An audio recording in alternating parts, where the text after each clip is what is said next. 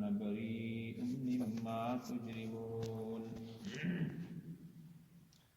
قالوا یا نوح قالوا تو قوم کہنے لگی یا نوح اے نوح قد جادلتنا تحقیق جادلتنا تو ہم سے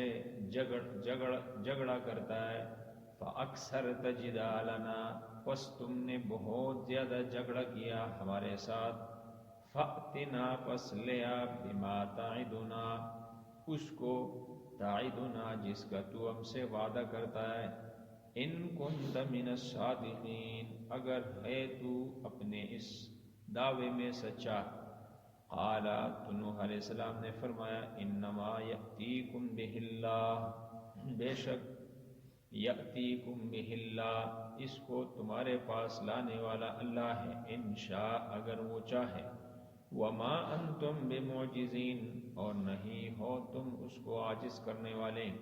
ولا ينفعکم اور تمہیں نفع نہیں دے سکتا نصحی میری نصیحت ان اردت اگرچہ میں ارادہ کروں ان انصح لکم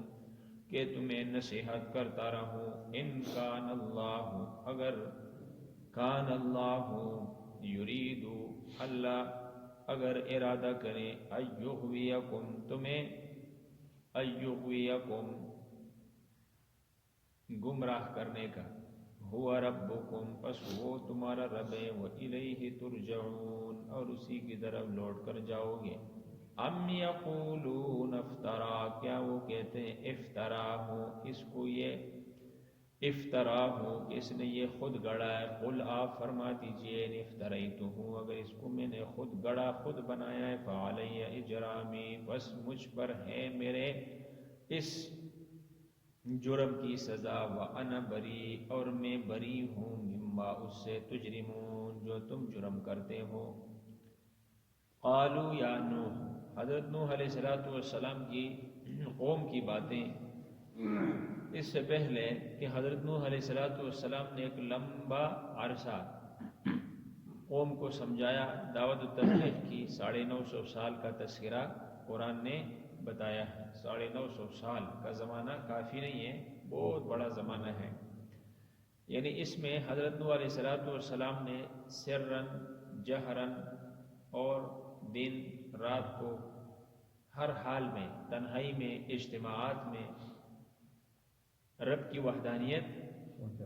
اور ایمان کی دعوت لوگوں تک پہنچائے حضرت نوح علیہ السلام جب بیزار ہوئے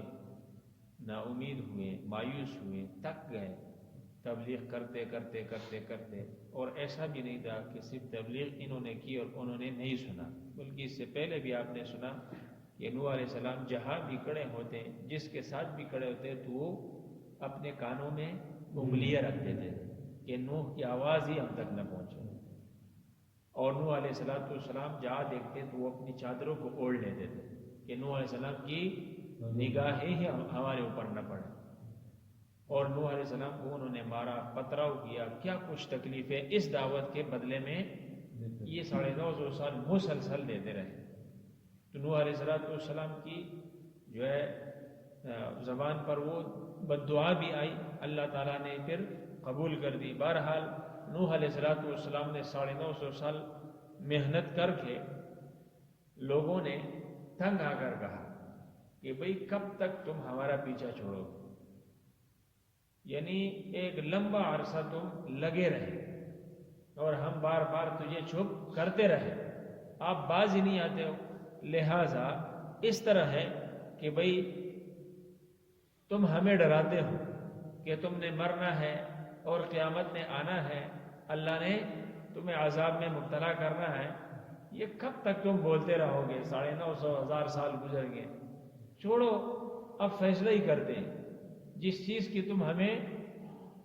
جس چیز کے بارے میں تم ہمیں ڈراتے ہو تو اب وہ چیز لا کر دکھاؤ پھر ہم مان جائیں گے بے وقوف اتنے کہ بھئی جب آئے گا تو اس کے بعد پھر تم کیسے مانو گے پھر تو فرصت نہیں ملتی نا پھر تو ٹائم ہی نہیں ملتا جس طرح مشرکین مکہ نے کہا فاسقط علینا کسفا من السماء حضور صلی اللہ علیہ وسلم سے انہوں نے بھی کہا تھا نا اذ قال اللهم ان كان هذا هو الحق من عندك فامطر علينا حجارة من السماء وائتنا بعذاب علیم. تو ایک جگہ یہ بھی ہے فاسقط علینا کسفا من السماء، اگر تو سچا ہے تو آسمان سے پتھر برسا دے یا کوئی دردناک عذاب لاؤ، یا اگر تو یہ نہیں تو آسمان ٹوٹ جائے، کوئی بڑا ٹکڑا ہمارے اوپر گر جائے، ہم دیکھ لیں پھر ہم مان جائیں گے. یہ اتنے بیوقوفی ہیں کہ بھئی جب یہ چھت گر جائے میرے اوپر تو اس کے بعد میں توبہ کر سکتا ہوں، میں تو عذاب میں مبتلا ہو گیا. اتنے بیوقوف کہ بھی آسمان گرے گا تو اس کے بعد تم بچو گے کہاں، پھر ہم مان جائیں گے. اس طرح انہوں نے قالوا یا نوح قد جادلتنا، نوح علیہ السلام سے فرمایا او تم جھگڑتے رہے، 1000 سال گزر گئے، اب بس کرو، جھگڑا ختم کرو. فاکثرت جدالنا، اور تم نے بہت جھگڑا کیا ہمارے ساتھ. فأتنا بما تعدنا، اب تو جس چیز کی ہمیں دھمکیاں دے رہے ہو وہ لے آؤ نا. ان کنت من الصادقین، اگر تو سچوں میں سے وہ عذاب لا کر دکھاؤ. تو نوح علیہ السلام نے کیا فرمایا؟ انما یأتیکم بہ اللہ، اس کو لانے والا اللہ. یہ ہر پیغمبر کی جس قوم نے پیغمبر سے مطالبہ کیا عذاب کا، تو ہر پیغمبر نے کہا یہ عذاب میرے اختیار میں نہیں ہے، یہ اللہ کے اختیار میں ہے، انشاء اگر وہ چاہے. وما انتم بمعجزین، لیکن یاد رکھو کہ اللہ کا عذاب آیا پھر تم اس کو عاجز بھی نہیں کر، مطلب چھپ نہیں سکتے ہو کہ تم چھپ جاؤ اور اللہ کے عذاب سے بچ جاؤ، ایسا نہیں ہوگا.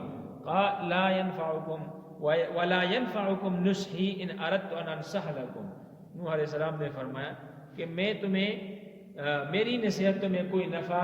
نہیں دے سکتی. ان اردت ان انصح لكم، اگرچہ میں ارادہ کروں تمہیں نصیحت کرنے کا. کیوں؟ ان کان اللہ یرید ان یغویکم، اس لیے کہ اگر اللہ تعالیٰ تمہیں گمراہ کرنے کا، جہالت میں رکھنے کا ارادہ کرے تو میں 1000 سال تمہارے سامنے نصیحت کرتا چلوں تو تمہارے لیے فائدہ مند ثابت نہیں ہوگا. تو پتہ چلا کہ بھئی یہ جو اسباب ہے نا، اسباب پیغمبر کا کام ہے اللہ کے احکام اور فرامین لوگوں تک پہنچانا، لوگوں کو بدلانا. آگے جو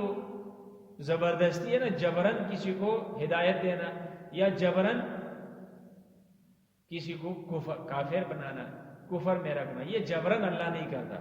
بلکہ یہ جو اسباب ہیں نا ہدایت کے، جو ذرائع ہیں، اسباب ہیں، اور کفر پر چلنے کی جو اسباب اور ذرائع ہیں، یہ اللہ نے بندوں کو دے دیا ہے. اس کے بعد بندہ جو اختیار کرتا ہے پھر نصیحت اس کے لیے ثابت فائدہ مند ثابت نہیں ہو سکتی. تو کہا ہوا ربکم، وہ تمہارا بھی تو رب ہے، وہ صرف ہمارا رب نہیں ہے، وہ تمہارا بھی تو رب ہے. وإلیہ ترجعون، اور اسی کی طرف تم لوٹ کر جانا ہے. ام یقولون افترا، اس کی 2 تفسیریں ہیں. ام یقولون افترا، کیا یہ لوگ کہتے ہیں کہ نوح علیہ السلام جو رب کی وحدانیت کا تذکرہ کرتے ہیں، قیامت کا ذکر کرتے ہیں، عذاب کا، موت کے بعد زندہ، حساب کتاب، یہ جو نوح علیہ السلام تذکرے کرتے ہیں، تو انہوں نے وہ کہتے ہیں کہ یہ نوح علیہ السلام نے اپنی طرف سے یہ باتیں گڑھی ہیں، یہ اس نے اپنے طرف سے بنائی ہے. تو اللہ نے فرمایا میں نوح علیہ السلام کو بھئی ان سے کہہ دو اگر یہ باتیں میں نے اپنی طرف سے گڑھی ہے تو یہ جرم ہے نا، تو یہ جرم میرے ذمہ ہے، تم سے کوئی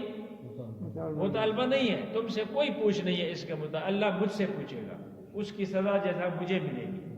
لیکن یاد رکھو اگر یہ میری اپنی طرف سے نہیں ہے اور یہ اللہ کی بتائی ہوئی ہے تو پھر تم جرم کر رہے ہو، پھر تم جرم کرتے ہو. تمہارے اس جرم سے پیغمبر نے کیا کہا؟ میں بری ہوں. ایک بات تو یہ ہے، اب یقولون افترا، یہ جملہ معترضہ آپ سمجھو کہ درمیان میں، کیونکہ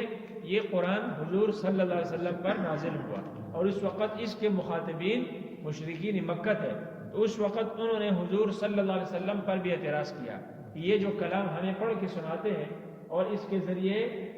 ہمیں نئی نئی باتیں بتاتے ہیں اور جنت اور جہنم کا تذکرہ کرتے ہیں اور ہمارے کفر اور شرک پر یہ اعتراض کرتے ہیں،